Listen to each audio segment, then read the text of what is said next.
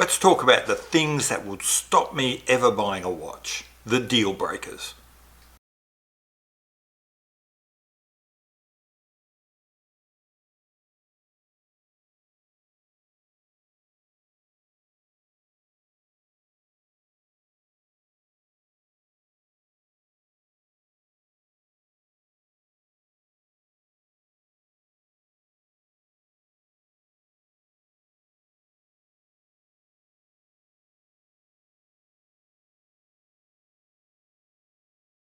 Hi, welcome back to Not So Obvious Watches. I'm Pete McConville. About a year ago I did a video on what are the things that would stop me ever buying a watch, my deal breakers. I don't care how good the bargain is, I don't care how good the deal is, I will not proceed with this. And I thought, well, it's been a year, I wonder if anything's changed after another year of over-analysing, overthinking, over-researching, and just playing with way too many watches. So what I'm going to do is quickly walk through what are the things I thought last year, and then do I still feel that way? Have I stuck to that? Do I feel anything different? And then when I get to the end, I'll say, is there anything else I would add to that kind of my deal breaker list? So with no further ado, let's just get stuck into this. Last year I had the first two, I'm now going to combine into one. Last year I said that I didn't want to buy any fakes or counterfeit watches, that was one, and I said I didn't want to buy any replica watches. I'm going to combine those two, because then what I did was I separated fakes and counterfeits from replicas. A replica, then I was saying, was a watch intended to be something else, but stayed just on one side, just one tiny step on the side of legality by not using a registered trademark. These days I've come to just surrender and realize that in the watch community, replica is used to mean fake and counterfeit. So I wasn't using it in a way that made sense in this community. So what I would say now is I won't buy fakes or counterfeits, nor will I buy any knockoff. And for me, a knockoff means what I thought I was saying last time when I said replica. So that is, a knockoff is a watch intended to be mistaken for something it's not.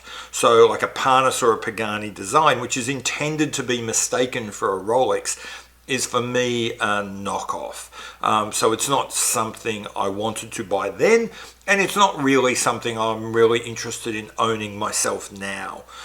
There's really two reasons for that. The first is that, and this is a theme I'm going to keep coming back to a little bit, I've kind of discovered, is for me, a watch is supposed to make me happy. It's supposed to bring me joy. And for me, a knockoff is a constant reminder that I couldn't buy the one I actually wanted. If I was to buy a knockoff of a Rolex, if I was to buy a knockoff of any watch really, all that watch would ever do is remind me that I didn't actually have the watch I wanted, and that would not make me happy, that would make me sad. And so I'm not going to buy that watch. The second thing is, a watch is a form of self-expression, and this is actually a core part of everything this channel stands for. You know, I do not subscribe to the common wisdom that, you know, buy what you want, who cares what anyone else thinks. I believe that the whole purpose of a watch is to be part of the way we express who we are, and expression only makes sense if you think about the person on the other side, the person you're expressing yourself to. So that's why I said I think this whole concept of just buy what you like, who cares for anything else, is just total bullshit. But moving right along, yeah, the idea that I'm buying a knockoff is not part of how I want to express myself to other people. So I'm not going to buy that watch. Back last year I said that I didn't want to buy a watch that I didn't care about. And that continues to be true. What do I mean by a watch I don't care about? I mean a watch that has no story, no point, no reason for being other than someone figured they could make a buck by selling it to me. A watch that, frankly, the watchmaker doesn't care about, so why should I? I just don't want to buy something that I don't care about. I don't care how pretty you are. If I don't engage with it on some deeper level, it's not going to happen for me. I also said last year that I didn't want a watch I cared too much about, and again, that remains true. What do I mean by a watch I care too much about? I mean a watch I can't keep in my house, a watch I can't wear whenever and wherever the hell I want to wear it. If I have to think I can't wear this watch out because it might get stolen, I might get mugged or whatever, you know what? I don't want that watch. The whole point of a watch for me is luxury. The whole point of luxury is I am supposed to feel at ease. I'm supposed to feel good. I'm supposed to feel comfortable. And the idea that if I buy this watch, I have to worry about whether I keep it in my house. I have to worry about whether I've got to keep it down the bank, and I've got to essentially make an appointment to go get my luxury watch. Just is not luxury for me. That's just another concern, just another worry. And so I won't buy a watch that causes me to worry.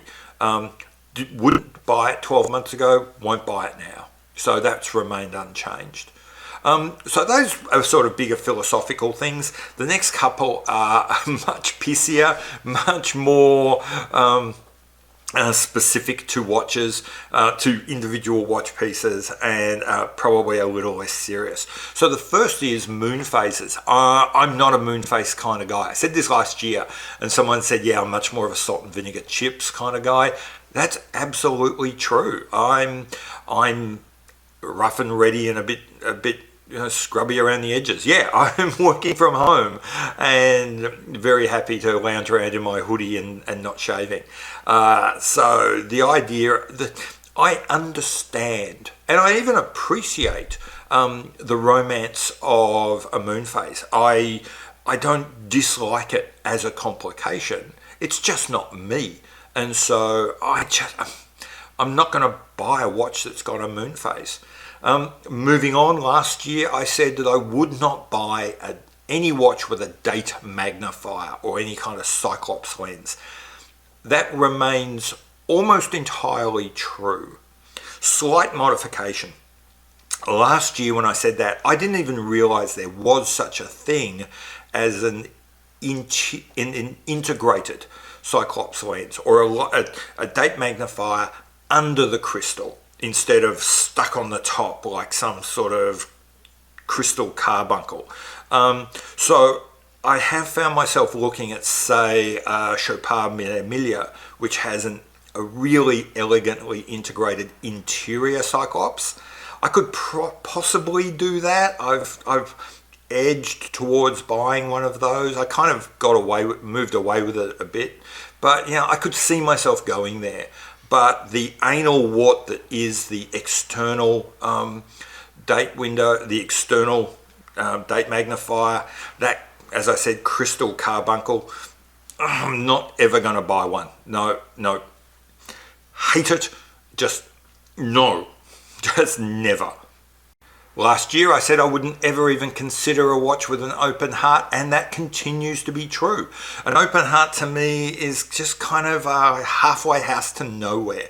I can live with a full-on skeletonized dial, commit to your aesthetic and make it really go the whole hog. All on board with that. For me, an open heart is kind of wishy-washy. It's kind of like, as I said, halfway to the idea of expressing yourself, but holding back. And yeah, that's not for me. I also said that I didn't like deliberately illegible watches. So that kind of fully murdered out black look where it looks cool as an object. The watch looks cool. I've seen a lot of these murdered out black watches and they are kind of funky looking, but they fail at the fundamental task of being a watch. So yeah, that's just not going to happen for me. And the last thing, the one which I am perhaps most embarrassed by, but despite knowing that there's every possibility I am also factually wrong on this, I still can't get over. and that is I will not buy a watch which has Roman numerals and uses the wrong Roman numeral for the number 4. The correct Roman numeral in my mind, even if not in history, is IV. Anything else is just wrong. Now I get that the III, the 4 I's, is actually, there is some historical precedent that has been used even in classical Roman times. I get that clockmakers have adopted that because of visual balance, blah blah blah, and called the clockmakers 4. I don't care. Every time I see that, I have this overwhelming desire to rip the crystal off and scratch at that abomination and put a proper IV in. So I can't do that to other people's watches, and I'm not going to inflict that kind of desire on myself. To be honest, I'm actually not a big Roman numerals fan. It kind of fits in with the whole moon phase thing for me, but you know, I will buy a watch with that. Having Roman numerals won't stop me buying a watch. Having the wrong Roman numeral for 4 will definitely stop me buying a watch. So yeah, it's terrible, it's embarrassing, it's petty, but that's pretty much it. So that's it. That's they're my deal breakers. They were my deal breakers a year ago. They remain my deal breakers now. Some slight modifications as I've kind of learnt more about really how to express the deal breaker as opposed to what, you know, any fundamental change. I'm kind of heartened by that. You know, like, look, to be honest, the last couple, they're really aesthetic choices and they may change. I am heartened by the fact that my core philosophies about valuing authenticity, about valuing the story, about my idea of what luxury is and how that fits with my lifestyle, I'm actually kind of heartened that seems to be pretty stable. The reason I like that is because if I have those core principles, it means that I'm less likely to fall in and out of love quickly, because if the watch always obeys those principles, yeah, it might not be my favorite today, but I can be pretty comfortable I'm not going to ever at some point lose total interest or become really just don't like a watch. And so that's, yeah, like I said, I'm kind of happy that I seem to have found that space. How about you? Have you found over the years, well, first off, what are the things that absolutely are your deal breakers, non-negotiable, you won't buy a watch like that? But I'm probably more interested in, if you look at yourself, if you look at that list for yourself and then look back and also project forward, would you say that those things are fairly constant? Would you say that you've got a philosophical core that is kind of unchanging? Fashion might change around it, but that philosophical core is pretty solid. I'm actually pretty interested in that. Anyway, I've been Pete McConville. This has been Not So Obvious Watches. That's my story of my deal breakers. I have always been a fairly terrible YouTuber. I'm actually been worse lately. I always forget this bit. Please hit the subscribe button. Please like the video. Leave comments. Go check me out on Instagram at Not So Obvious Watches. There's some dots and things in there. The channel is kind of stalled in its growth, mostly because I kind of went on a COVID break like a lot of people. And secondly, I think because I haven't been concentrating on the growth bit. That doesn't come naturally to me. I'm going to try and do more of that as I move forward. I think also because I kind of started drifting away from the bit that I really enjoyed, and I suspect that was coming through in the videos. I hope it's coming through more, that I'm kind of slipping back into who I want to be from a channel point of view. Anyway, yeah, like I said, I've been Pete McConville. This has been Not So Obvious Watches. I'll see you later. Bye.